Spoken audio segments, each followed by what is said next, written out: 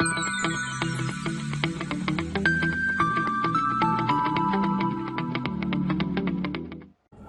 everyone, welcome to the video series lecture of thermodynamics. As you all know, we were discussing about the first law of thermodynamics. We have already covered 3 lectures on this topic and we have studied about the steady flow energy equation in our last lecture. We have derived steady flow energy equation and we have also understand the application of steady flow energy equation in nozzle. So let us quick revise that topic, that in the steady flow energy equation we have made one energy balance and we have made one conclusion that the energy which is entering at section 1 is equals to the energy will going out of the system from section number 2. So we can make H1 plus V1 square by 2 plus ZZ1 equals to H2 plus V2 square by 2 plus ZZ2. And if we consider heat at work, then at section number 1 we can consider as a heat going into the system. At section number 2 work is done by the system. So we can put del Q and del W in that also. So this was the final equation of the steady flow energy. And then we have applied that equation in the nozzle, and I say that always you have to understand what is the application of particular equipment, and based on that application you have to derive some equation. So here you have to understand that for the nozzle, what is our aim? We have to increase the velocity of the water or of the any substance. That's why we are using the nozzle. So nozzle is used to increase the velocity. So our final equation will be the final equation will be of increased velocity. So our final equation was about V2. So V2 is equals to under root of 2 H1 minus H2. This equation we have already derived in our last lecture. Now, today we will consider some more applications of the steady flow energy equation. So here you can see, today we will understand the steady flow energy equation applied to the turbine and compressor. Now first of all you have to understand what is the purpose of turbine. We know that in the power plant, what is the purpose of turbine? Turbine is rotate and it will produce some electrical energy. We all know that. Okay, so in the power plant, steam is supplied to the turbine blade. Steam will rotate the turbine blades, and finally the turbine will produce some electrical work. So basically, what is the purpose of turbine? Turbine is used to produce work. That is the application of turbine. Now based on this application, you have to apply the steady flow energy equation. Okay, so this is the method to learn. First you have to understand the application, and based on that application you have to apply the equation. Now before starting the derivation for turbine, you have to understand that here the turbine, this is the figure of turbine, and let me take one highlighter so you can understand this thing. So here you can see the walls of the turbine is adiabatic, so the no heat can be transferred from these walls of the turbine. Okay, so basic purpose of the turbine is to produce work, so we can make turbine wall as a adiabatic wall, so no heat can be transferred from the walls of the turbine.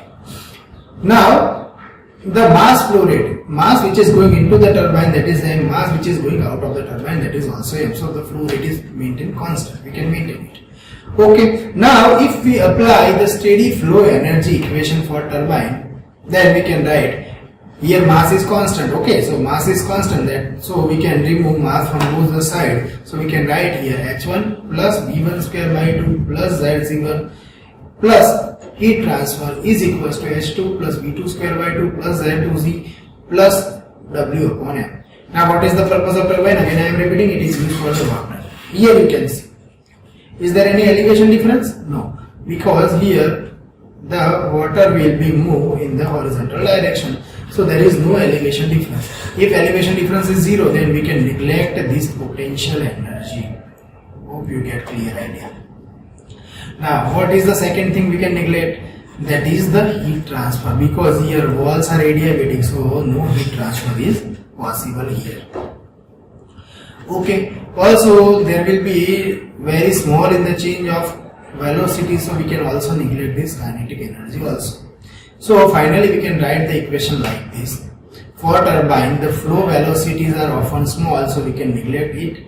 Also the elevation difference is very negligible or no elevation difference, we can say that, so we can neglect the potential energy, and also the walls are adiabatic, so heat transfer is 0. So finally we can write this equation as H1 is equals to H2 plus del W upon dm. That is the final equation to find the work done, okay, for turbine. So we can write work done for the turbine. If we integrate this, then we can find work done for the turbine is equals to W by M equals to H1 minus H2. Now when we move mass from the denominator to the numerator, it will multiply with the H1 and H2. Finally you will get W is equals to M H1 into H2. That is our final equation of work done for the turbine. Now if you want to write this equation for the compressor or for the pump, compressor and pump both used for the particular purpose, same purpose. Compressor used to compress the gas, or it is used for rising the pressure of the gas. Similarly, pump is used for rising the pressure of liquid. Pump is used for the liquid, compressor is used for the gas, but the principle of compressor and pump both are same. It is used to increase the pressure of any substance. So if you want to write the same equation for pump and compressor, similarly you can write, but just the sign will be negative, okay, because the compressor and pump are the work consuming device and turbine is work delivering device. Turbine is used to generate the work and compressor and pump is used to consume the work. Okay, so simple, we can write, instead of H1 you can write H2, and instead of H2 you can write H1. The equation will be same. So we can write H1 equals to H2 minus W upon M. Simple, you can write W upon M equals to H2 minus H1. That is also correct equation. Okay, so this is the equation for turbine and compressor. Okay, when we calculate the numerical, we will use these equations. Okay, so you have to keep in mind all these things. Now next thing, steady flow energy equation applied for the throttling process. Now what is the throttling process? First of all, you have to understand this. In chapter number 10, we have to study the refrigerator. In the refrigerator, we will discuss this throttling process, but just here I am going to give you overview of the throttling process. That in the throttling process, there is a small section from which the substance is passed, and finally here section number 1, area of section number 1 and section number 2 is same. Generally the throttling process is used to decrease the pressure of refrigerant. In refrigerator we will describe this process in very deeply. We will understand this process, what is the throttling, what is the purpose of throttling, why we use throttle valve in the refrigeration process. This all the things we will discuss there. Okay, but till you have to understand this point that throttling is used to decrease the pressure only. Okay, also you have to understand in the throttling process work transfer and heat transfer is 0.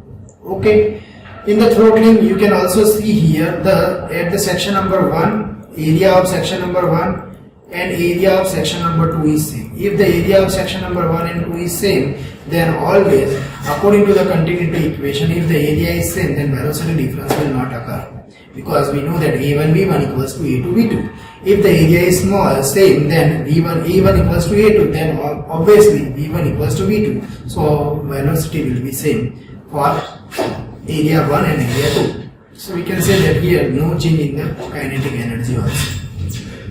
Third, here you can see there is no elevation difference. Okay, the elevation difference is 0. Okay, that's why we can say that here potential energy will be 0. The walls are adiabatic, that's why heat transfer is 0. And no work is done in the throttling process, so del W equals to 0. So we can say dq equals to 0, del W equals to 0, z1 equals to 0, z2 equals to 0, then v1 square equals to v2 square, so it will equals to 0. So finally, what is the answer? So in the throttling process, always H1 equals to H2. That's why throttling process is also known as isenthalpic process. In the throttling process, always enthalpy will remains constant. Okay. So here I have write all the things that finally V1 square equals to V2 square. That's why we can write the equation that H1 equals to H2. So here you have to understand, in the MCQ they can ask a question like this: the throttling process is also known as enthalpy, isenthalpy process. Why? Because here enthalpy will remain constant at section number 1 and section number 2. Then what is the purpose of throttling process? Throttling process is used to decrease the pressure only. Okay. So this is the purpose of throttling process. And throttling process, in the throttling process always enthalpy will remain constant. This you have to remember. Okay, so these are some applications of the steady flow energy equation. This we have understood. Now, based on this application, I am going to start numericals. Okay, so first we will discuss this first numerical. You can see the first numerical. In the first numerical, you have to read the entire numerical line by line. I will explain all the things. Okay, the steady flow energy equation you have to understand, and this steady flow energy equation will be used in this numerical. Okay, so first of all, what is given in the numerical? A turbine. Okay, now I am going to highlight all the things. A turbine. So there is one turbine, and turbine is operating under steady flow condition. So already they have said the turbine is operates on the steady flow condition. So by reading this line, you have to understand we have to apply here steady flow energy equation. Okay, it will receive the steam at velocity of 50 meter per second. So at section number 1, if this is the turbine, and at section number 1 you will get some velocity. That velocity at section number 1, it is the 50 meter per second. So we can write here V1 equals to 50 meter per second. Now what is the second thing? The elevation of 5 meters. So Z1 is already given, means the height is given, that is the 5 meter.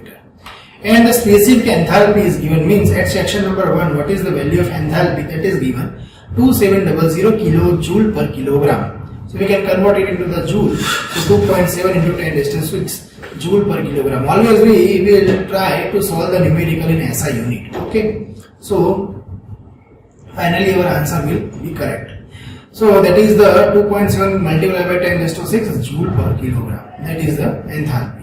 Now the steam leaves the turbine at a velocity of 83.3 meter per second. So the final velocity is 83.3 meter per second. So V2 we will get 83.3 meter per second. So at section number 1 there will be some V1, and section number 2 there will be V2.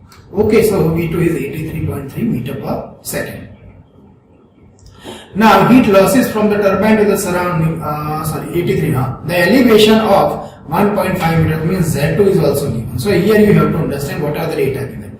Initial velocity, final velocity, initial elevation, final elevation, and H1 is given. Okay, this data is given. Final enthalpy H2 is also given. Final enthalpy H2 is 2250 kilojoule per kilogram. Now next, what are the terms given? Heat losses is given. Now the heat losses is minus 1 point, means what they have said. Here you have to read these things. Okay, heat losses from the turbine to the surrounding. Already we have discussed in the starting of chapter, when heat is going out of the system, when the heat is going from the system to the surrounding, it is considered as negative heat. So here we have taken the dq equals to negative. Here you have to understand this thing. Okay, minus 1.4 kilojoule per hour, and we have converted into the second by dividing it 3600. So that is minus 0.392 watt. This is the final answer of heat transfer. Now what we need to determine? We have to determine the mass flow rate. Okay, here only we have to determine mass flow rate when the output power is 360 kilowatt. So what W is also given, that is the 360 kilowatt. We can convert it into the watt. 360 multiplied by 10 raised to 3 watt. So all the data is given. Very simple numerical. Okay, just you have to find mass flow rate. How you can find? Just you have to apply the steady flow energy equation, and both sides mass flow rate will be same. So just you have to find the value of M. Okay, so let us start the calculation. So first we will apply the steady flow energy equation. So what is the steady flow energy equation? M1 in bracket H1 plus V1 square by 2 plus Z1 plus del Q by T is equals to M2 plus in bracket H2 plus V2 square by 2 plus Z2 plus W. Okay, all the data is given. H1 is given, H2 is given, V1 given, V2 given, Z1 given, Z2 given. G value 9.8 we can take it. And del Q by T and del W by T is also given. Okay, just you have to find the mass flow rate. Now we know that in the steady flow energy equation, mass which is going into the system is equals to the mass which is coming out of the system. So ultimately the mass flow rate is same. So we can write m1 equals to m2 equals to m, and we have to find that thing. Okay, so I can write m1 equals to m2 equals to m, and finally we can find the value of m. Just we have to put all the values. Okay, so here you can see I have put all the values. When we put all the values, finally the del W equals to 3.6 multiplied by 10 raised to 6, del Q equals to minus 0.392, value of H1, value of H2, V1 square, V2 square, Z1, Z2, and value of G, that is 9.81. So all the values we have put here, and finally we will get the mass flow rate like this. Mass flow rate is 124.39 kilogram per hour. So this is the final value of the mass flow rate. Okay, so we have to determine the mass flow rate. We have to find this in kilogram per hour. You can also find it into the kilogram per second. Both are correct. Then, so in this lecture, what we have understand?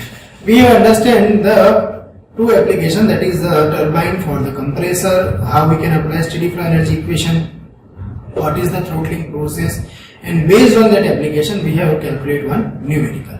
In our next lecture, that will be our last lecture of the first law, we will calculate further more numericals. Okay, so you get clear idea how we can apply the steady flow energy equation. Okay, so this is end of our lecture. Thank you for today.